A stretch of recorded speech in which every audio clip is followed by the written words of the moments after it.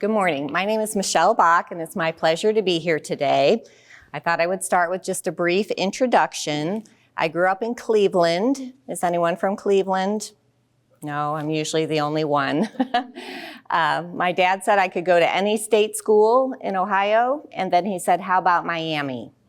So I went to Miami University, absolutely loved it, had a great experience, met my husband there, so we're a Miami merger.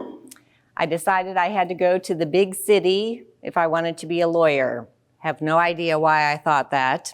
Decided to go to the University of Pittsburgh, and I returned to this area and began practicing for a different firm initially called Pickrell, Schaefer & Ebling, and then for the past 20 years I've been at my firm, Coolidge Wall. So I actually need to update my slide because, believe it or not, this is my 30th year in practice, representing employers and helping them defend their workers' compensation claims.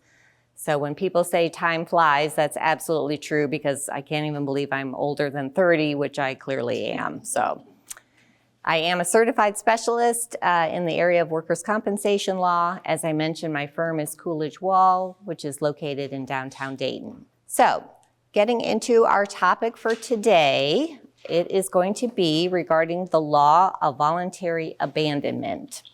So when you have an employee who is injured and unable to return to work, you are basically faced with these three choices in terms of controlling and managing the expense of their leave. You can pay salary continuation. How many of you folks pay salary continuation? Only 2 brave people, 3 are willing, a few more. If you haven't been to my presentations before, it's kind of like politely forced audience participation. So hopefully we're going to warm up as we go along. Salary continuation is a very common technique, but then you are literally paying them their regular wages out of your own checkbook while they're at home, right? So that can be a good or a bad. If you have questions about that, that's actually kind of a different presentation, but happy to answer them if you have them. If you do not pay salary continuation, they may be entitled to temporary total disability, or TT for short. I'm sure you folks know in the world of workers' comp, we're all about our acronyms, our alphabet soup of the TT, the PP, the PTD. I could do this all day long. So they may be entitled to the payment of temporary total, or you can offer them a light duty job.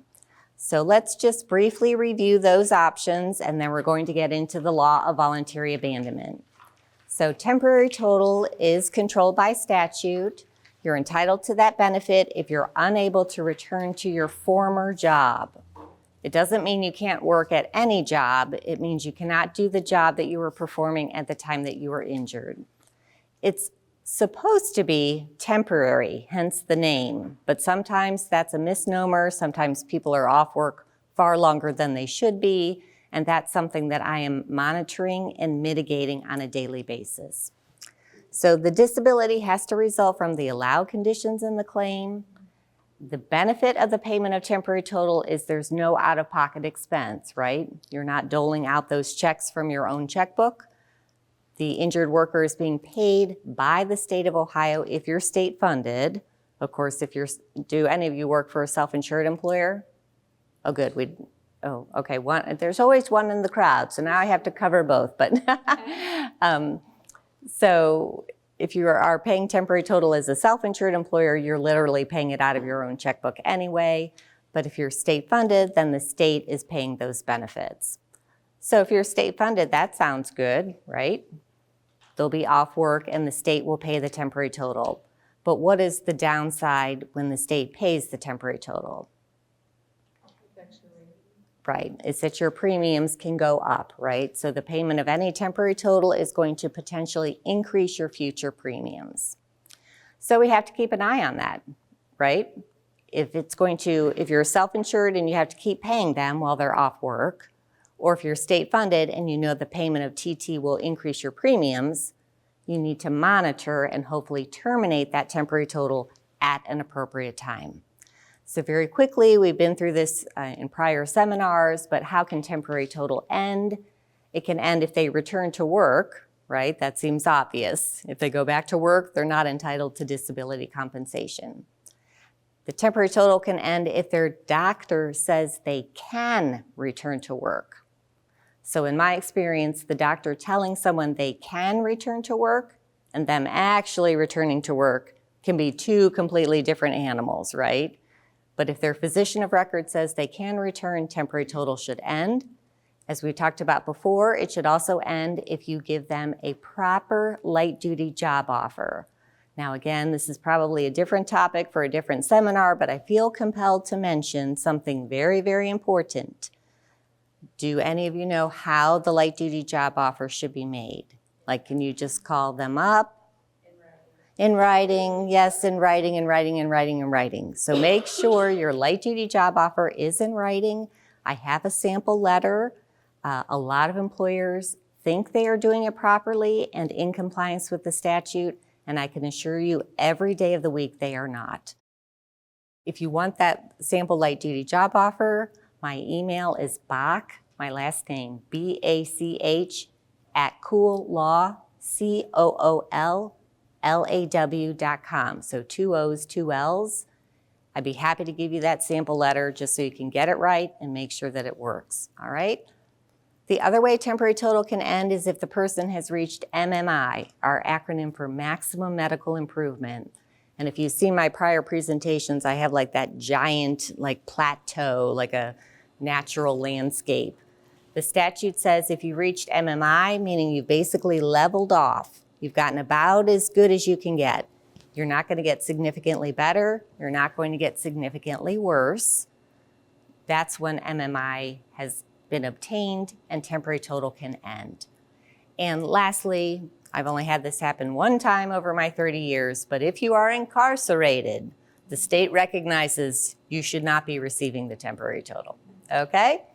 So, the last way the temporary total can terminate, or that can be a defense to the payment of temporary total, is if they have voluntarily abandoned their employment.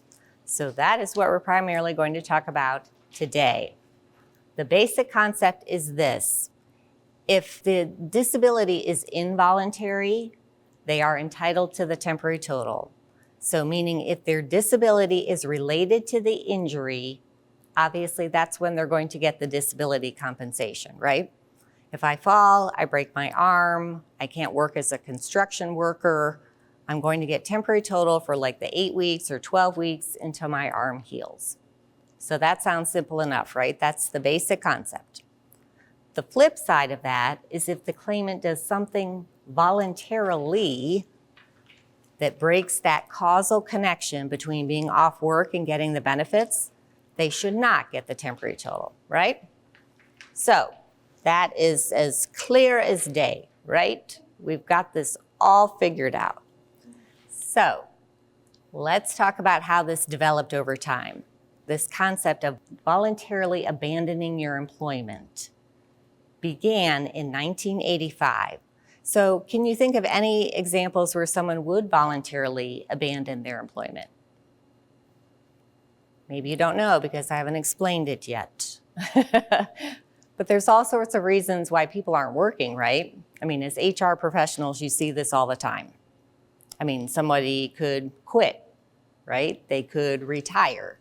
They could choose to be a stay-at-home mom or dad. They could do all sorts of crazy, wild, interesting things that you deal with on a daily basis. So from 1985 through 2020, we're kind of sailing along, developing this whole concept of voluntary abandonment. And the way this developed is through the courts and what we call case law. So under the law, there are 2 ways a workers' comp claim can end up in the courts. This is by statute. Issues regarding allowance, like should a claim be allowed for a herniated disc or a broken arm or PTSD or anxiety or whatever it might be. If the losing party, as that issue goes through the Industrial Commission, how many of you folks, this is a very non-threatening question, how many of you have been to a hearing before the Industrial Commission? Okay, some, not as many as I would have thought, but some.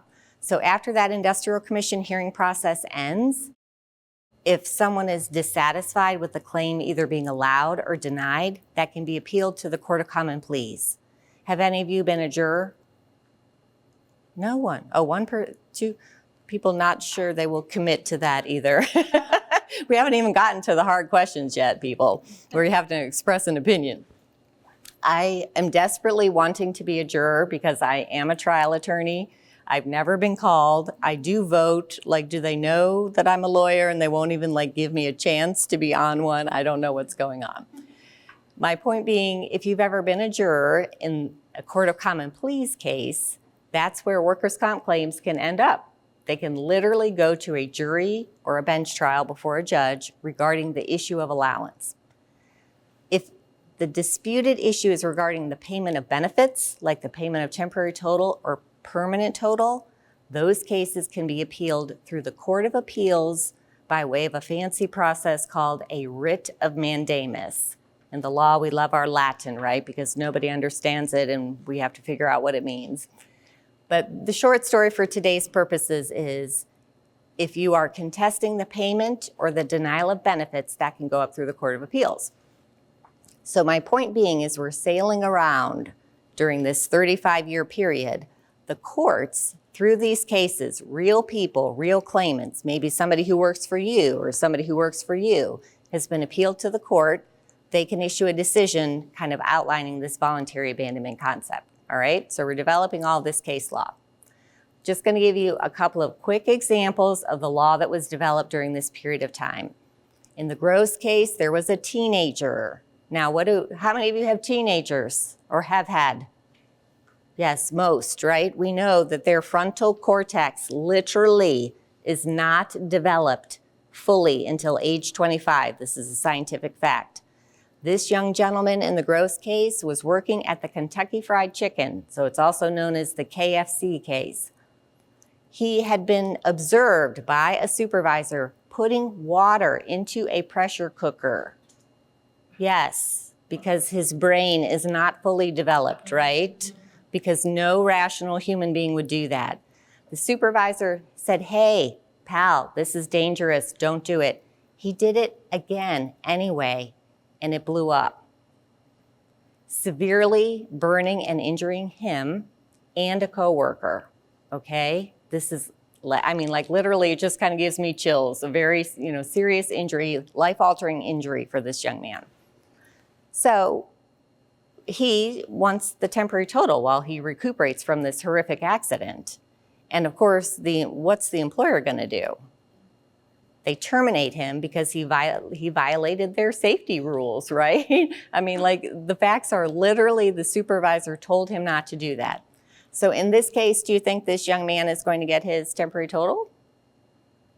Yes. But if you note, I called it the Gross Roman numeral II case, which is very, very, very unusual in the law. This case went all the way up to the Supreme Court of Ohio, the highest court here in the state. In Gross 1, they did not give him the temporary total. And then in an extraordinary move, granted reconsideration, and then they did give him the temporary total. Okay? So that's one of the cases. Louisiana Pacific, maybe you've heard about this from my prior seminars or maybe just in general. Classic case where an employee was fired for 3 no-call, no-shows. You folks probably have that happen all the time, right? And she's chuckling. I love the participation. Yes, I've been around this block before with the no-call, no-show. This employer did everything correctly. They have a handbook. Okay, a quick plug about the handbook. Handbooks are essential to properly managing your business. If you haven't updated yours recently, I strongly encourage you to do that. And the other enticement to do that is there's actually a BWC program where they will pay every employer up to $2,000 every year for legal services to review and update your handbook. So, up to $2,000 free to update your handbook.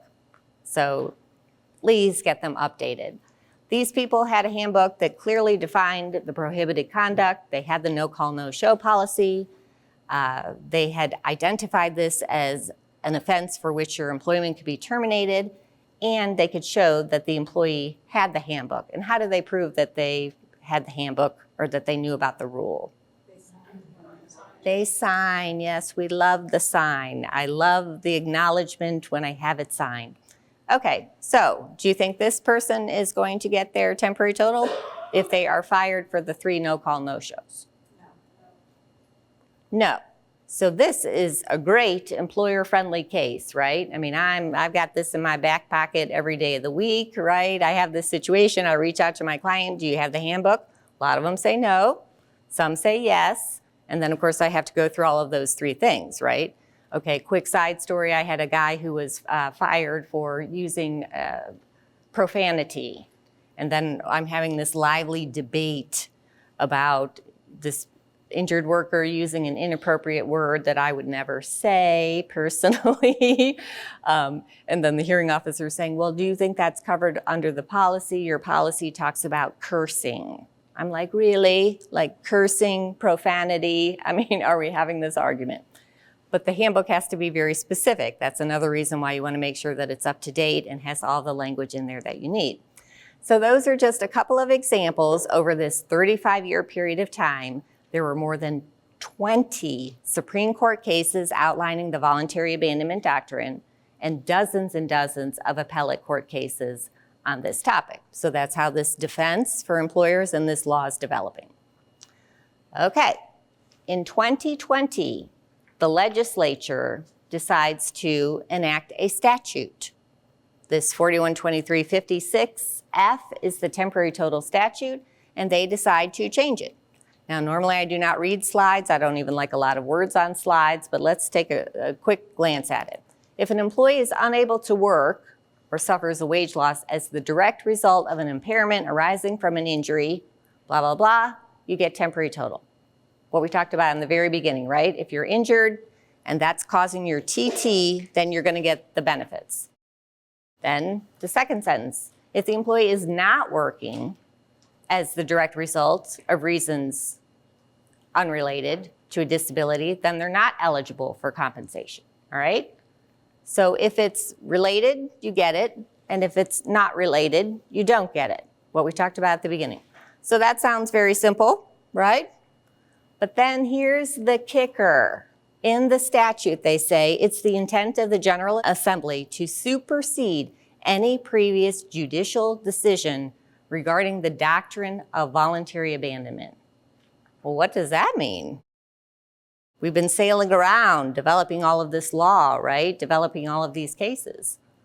So that means over this 35-year period of time, all of those cases and all of that law that was developed, the legislature blew it up.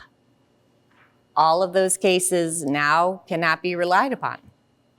Okay, so what's going to happen? Is this a defense for employers or is it not? So of course, then you get a case where the parties are going to challenge the new statute, right? So that's called this AutoZone case. And the facts are the claimant had an injury, he was put on light duty, but then he was terminated after he got into a fight at work. So they terminated his employment. Has anybody had that happen? I mean, I've certainly, okay, we have one lucky soul saying no. I mean, I've certainly seen that happen. So after he's terminated for a fight at work, he gets a surgery covered under the claim, and of course he wants the temporary total after the surgery.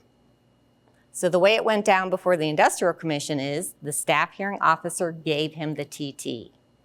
So it's appealed to the Supreme Court.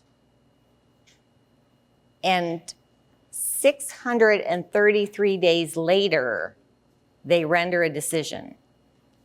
So for 633 days, we're all literally just sailing along in the Bermuda Triangle with no guidance from the Supreme Court, no explanation, no authority. And so, I mean, the problem with these cases, I think will hopefully be obvious to you, is lots of times it's both. They're off work because of an injury or medical treatment related to it, but they are also off work because of something that they did voluntarily. And the statute doesn't tell you what do you do in that situation, right? What if it's both? So the Supreme Court finally issues this guidance. And so we're kind of entering this new, more modern era of the law. All that old case law is wiped out, and now we're going to get a new decision from the Supreme Court. Well, what do they say? I'll just read for you the holding that they released in the decision. Remember, the prior decision was that the claimant would get the benefits even though he got terminated for fighting. The Supreme Court says, since the claimant was terminated before his surgery for reasons unrelated to the injury, his inability to work after the surgery was not the result of his injury. And then they say, under the plain language of the statute. These are like the most educated and highly respected legal scholars in the state of Ohio saying this statute is plain, right? I mean, I literally just read to you what it says. It's not plain. And so essentially, they said he should not get the benefits because that termination breaks the causal connection between the injury and the benefits. All right, so remember I had the two slides for the statute, the one saying if it's related, you get the TT, if it's unrelated, you don't. So they basically relied on the second sentence of the statute, but they don't really give us much explanation. Okay, so they basically say it's a but-for test, but for the termination, they're saying it's not causally related because of the termination. So we've had a couple of cases since then, so we can look at them and see if they provide any additional guidance. And then I thought we could just go through some of my own real life examples so you can get an idea as to how this might work in cases that you are encountering. So in the Farrell-Gass case, the gentleman had an injury. He had surgery that same day for the injury, and then he gets temporary total. So that's all the normal course of events. There's that MMI, the maximum medical improvement finding, so the TT is terminated. He is released to a light duty job that the employer properly offered to him. And again, that means you use the correct form, you have it in writing. But he never returned to work and he refused vocational rehabilitation. All right? So years later, he requests a psychological condition that is granted, and then he requests temporary total for the psych condition. So the court actually held that no, he would not get the temporary total. And that's because he essentially abandoned the workforce, right? I mean, he could have gone back to the light duty job, or he could have gone back to work, he could have gone to voc rehab, but he didn't do any of those things. And then many years later, but I mean, in the normal course of events, right? I mean, this is like a pretty big swing in favor of employers. So it's pretty remarkable stuff. So that is an interesting case that is favorable to employers, and the court held that because he was already out of the workforce due to non-injury related reasons, he shouldn't get the benefits. So this gentleman had an injury, had surgery, was released to light duty, and again, a proper light duty job offer was made, but he didn't show up. Now, the court kind of got onto a side tangent about whether the job offer was made in good faith, but interestingly, they basically said, doesn't matter. I mean, that's kind of crazy, right? They basically said good faith is not really the issue. It's the fact that, it was properly made and he did not show up.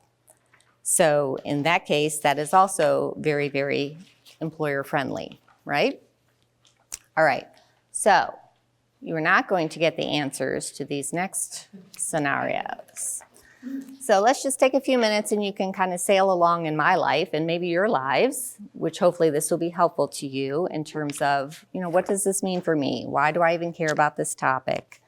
And again, this topic is important because as an employer, if you have a voluntary abandonment defense, you should be putting that on the table, right? You should be challenging the payment of those temporary total benefits. You should be going to hearing before the Industrial Commission, and you should be trying to either prevent them from being paid or cut them off at an appropriate time.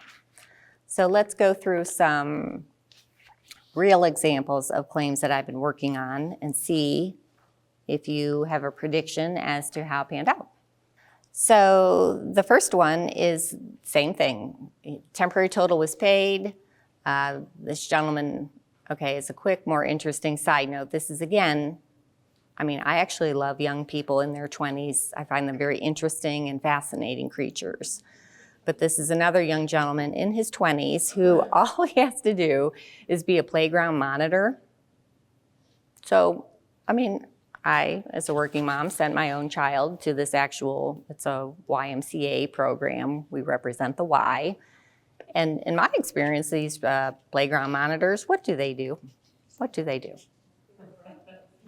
They sit there and they do nothing, right? They sit there and do nothing. This gentleman decided to climb on the top of like the big giant thing that the elementary school children climb on. And he basically kind of allegedly slipped off of it, but it kind of looked like he kind of vaulted off of it. So we were because there's video on school playgrounds, right? So I'm all about getting that video to see how it actually went down. It was a little unclear. Again, the guy shattered his leg because he vaulted off the playground equipment. So he gets the temporary total. He's released to light duty. We give him the light duty job offer. But he basically quits and says, I'm not doing it. He says, I'm not physically capable of doing it. And this is the beauty of the Y, right? Again, just a quick example of the light duty. At the Y, every time you go there, somebody scans in your badge. How hard is that? It's not. It's about the same as being the playground monitor if you're doing it properly. So this is great because the Y, we can offer you the job. You sit on the chair and you scan the badge. Well, he said he could not do that. That was too physically demanding, so he quit. I'm like, okay, I'm hoping this goes my way, right? So he requests the temporary total. So should he get the temporary total? This was a trick question. Correct. No, he should not get this after the Supreme Court's decision in AutoZone, right? But before, probably. So then he gets the meniscus tear allowed, the surgery has been scheduled, and should he receive the TT after the surgery? No. Correct. But what if I give you an additional fun fact? The 20-something says, who, as an aside, has never really had any real employment other than this playground job at the Y. He says, and when you talk to anybody at the BWC, they record in their notes everything you say. So mind your P's and Q's because whatever you say to them will be in an electronic note. So the claimant says, I've returned to a job doing coding. Does that change your opinion? If he quit the Y, but then he has to have this surgery, but he says he's returned to work for himself, doing coding, but he's returned to the workforce. No one wants to make any conversation. We've got yeses, we don't know, we've got maybes. Nobody knows, right? This is a tricky fact pattern. He did end up getting it, which is super frustrating, right? But I mean, how do I prove he's not doing the coding job? Basically as a self-employed contractor. I mean, there's no way for us to say. Okay, so real claim number 2, this guy, interesting case, a terrible fact pattern in terms of defending the claim. Believe it or not, he was a new employee. The supervisor was showing him how to operate a machine. While the claimant has his hand in the machine, the supervisor turns it on. I don't know if you're just having a mind blank or have no idea how this even happened. So the injury absolutely is legit. There are no defenses to it. He got his hand mangled in there a little bit. But this is kind of a side note, the doctor says you can return to work, but you have to have your fingers buddy taped. I mean, if you've ever broken a finger or I've broken a toe before. They tape your fingers together with like the tape you can buy at Walgreens. Okay, so we had a lively conversation at the hearing about whether that is a work restriction. Are you kidding me? I mean, if you had two fingers taped together, couldn't you do like virtually anything? I mean, that was crazy too. So the hearing officer indicated that it was a work restriction, but that the employer was accommodating him, and this employer bent over backwards and basically brought him back doing one-handed work. Okay, fine, pal, like don't even use the hand where you have your fingers taped together. So despite giving him the easiest possible job, he was the 5 days no call, no show, and then the employer, again, bending over backwards, reached out and said, if you don't show up, you're gonna be terminated based upon our no call, no show policy. So then he actually did show up, but you know how sometimes these things play out, he kinda showed up. I mean, he would miss a lot of days, he would leave early, but then he quit. And we had that in writing. He said that he was going to quit. So do you think he should get the temporary total? Was all his paperwork documented prior to this, like the no call, no shows, the leave earlies and everything was all documented appropriately through HR? I'm very proud of that question. That is an excellent question, and yes, it was. I would say no.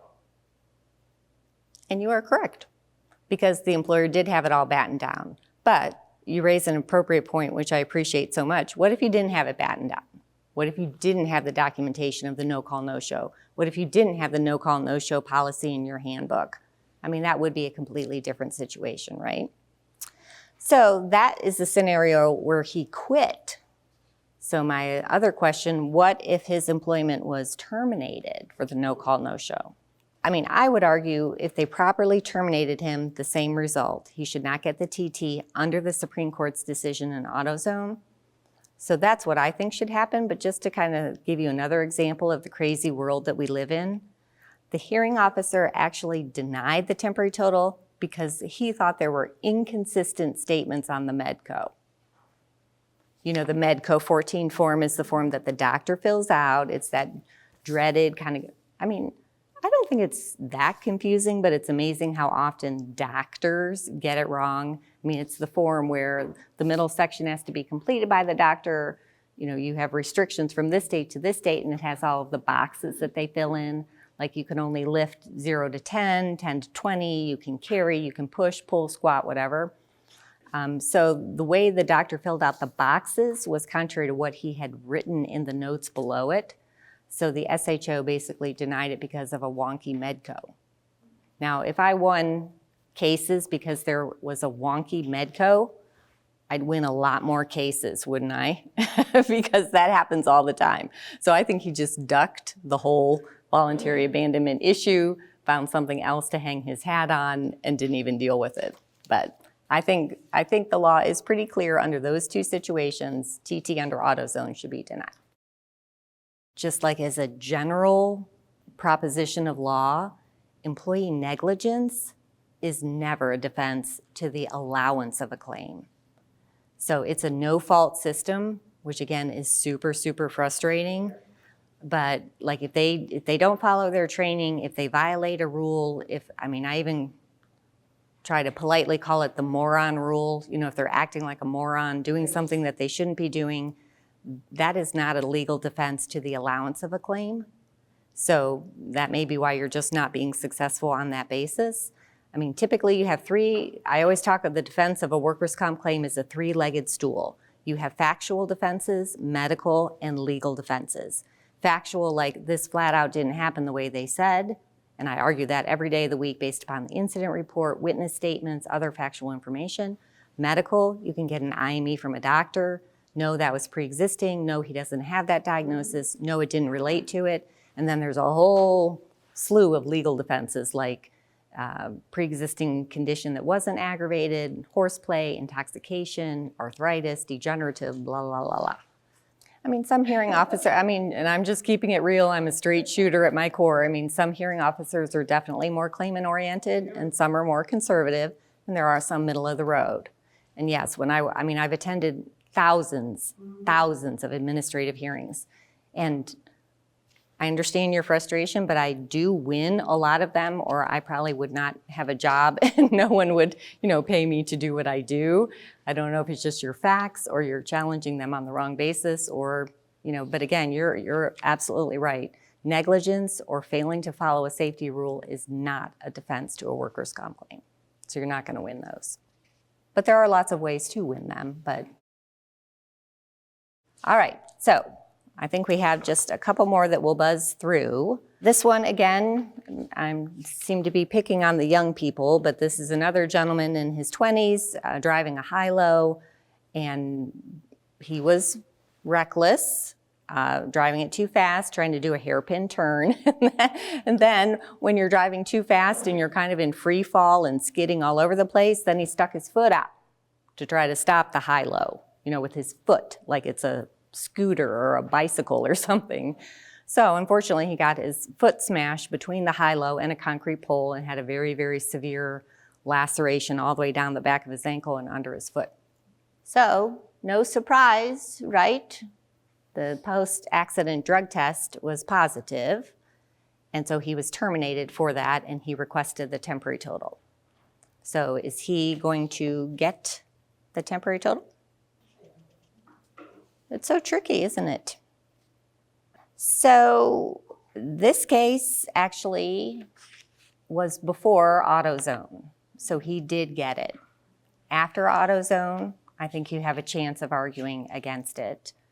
But kind of circling back to your question about allowance, just as kind of a side note, in my copy, there's a bonus question that says, is the positive post-accident drug screen, is that a defense to the allowance of the claim? Kind of what you were talking about. If his post-accident drug test is positive, could I have argued that it shouldn't be allowed at all? Yes. One would think so, but it depends upon the nature of the test. So that was, again, maybe a trick question. If it's a routine post-accident, like how many of you have a policy that everybody gets the drug test if they have an injury? And that's good on the labor and employment side, but on the workers' comp side, it's not going to get you there. Just as a point of information so you know, in case this ever comes up, if there is reasonable suspicion and that's what prompts you to get the test, that can be a defense to a workers' comp claim. I kid you not, just this past week, one of my employment law partners, I was somewhere else, he was like frantically texting me. I'm like, is this some like hot workers' comp emergency? It actually was. This injured worker had a 2-story fall off of a roof, and they literally were en route to the hospital. They said he had been acting strangely, doing some things out of character, thought he was under the influence. And I told them, because I've had this happen once before, I'm like, somebody needs to get to the hospital and tell them, but you have to have the reasonable suspicion, which would be what? Kind of the same thing if you're pulled over for the DUI. I had another case many years ago where a guy was operating an enormous computerized high-tech saw. Like literally, it's like the saw goes zip, zip, zip, zip, and it's all like high-tech computer programmed. And there's a little shard of wood in there, and he literally reached his hand into the jaws of death, I kid you not, to get that shard of wood, and the saw went zip and literally almost cut off his hand, hanging from a thread. Praise God, that facility had an on-site nurse who was attending to him and trying to, put the tourniquet on, control the bleeding. As she is literally bent over, giving the first aid, she smells the odor of alcohol, okay? This company also has like a security, like an arch metal detector and cameras at the front of their facility. They saw, again, young guy, I think he was late 20s, with a backpack that he had brought in that was set by his workstation. What do you think's in the backpack? The vodka, right? Okay, so that nurse told my HR manager, get in the car, go to the hospital, tell them I smelled the odor of alcohol, and they did a post-accident drug test based upon that suspicion, and that claim where the guy's hand almost got cut off was denied. Now these people, same thing. Yep. So I'm trying to wrap my head around this. So it says doing that, right? So we have, I'm not saying we have, I'm saying Royal we have a lot of like accidents that happen. Is it safer to not do a post-accident every single time and then just do it on a reasonable suspicion? That's a tricky question, and I don't mean to duck it, but my practice is limited to workers' comp. There may be reasons on the employment side that you want the post-accident drug testing, so you'd have to kind of talk to one of my employment law colleagues. I'm not sure I would throw that whole policy out the window just to try to give you a workers' comp defense. I think on the workers' comp side, it's just like if you notice like bloodshot eyes, slurred speech, staggering, the odor of alcohol, yeah, you got to hightail it to the hospital and tell medical personnel, this is why I want the test. But I hope these examples do help you, plant the seed in your mind. If you have any of these situations, someone who's quit, someone that you've terminated, someone who's retired, someone who's left the workforce, all of those could potentially be very, very good defenses to the payment of TT. All right? Okay, thank you folks. I appreciate you very much.